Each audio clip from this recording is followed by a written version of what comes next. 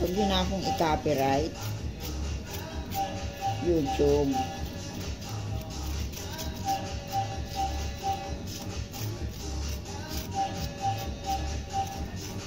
Bakit may mga copyright pa?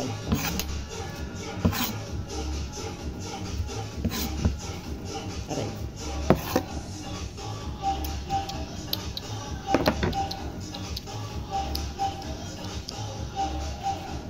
Make a guess kung ano po ang menu natin, menu for today. We will cook saute bitter gourd. Sa mga bitter dyan. No, that's a joke. Alam niyo ba na napakasustansya nitong pagkain na to. Matagal na akong hindi nakapagluto nito. Paborito to naman ng pamangkin ko. Lalo na yung my birthday today. Pagluto ko siya ng ampalaya. Ginisang ampalaya.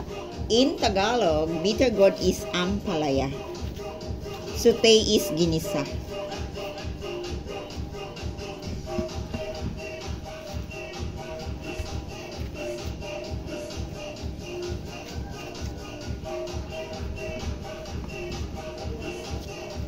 Hindi na tayo nakapag-pedicure ng ating o manicure ng ating kamay kasi umigsi na uli siya.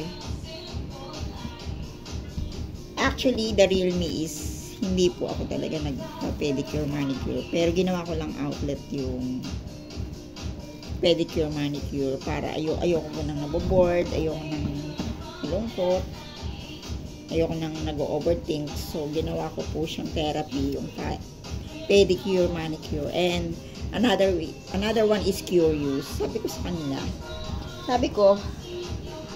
ang gagaling naman ng marunong maglinis ng kuko o yung mga manicurist.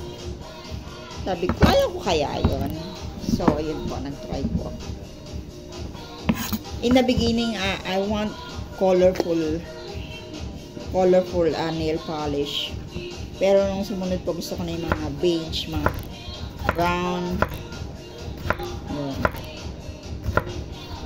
mga coffee, color coffee, like that.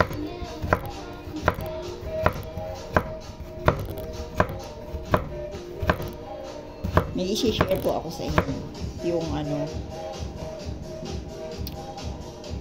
Jack of all trade and master of none. In Zen's quote, Jack of all trade and master of multitasking. Sa akin, ang multitasking is being flexible.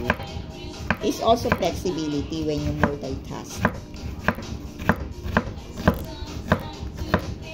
Kasi paano kung yung alam mo, yung expertise mo, hindi in demand ng mga panahon na yun. So that's why we need to know at least all basic skills. Pero po yung mga trabahong panlalaki, yung iba hindi ko talaga kaya yan. I delegate that to men. So women need men. It's an ego if wait lang, merong bumibili.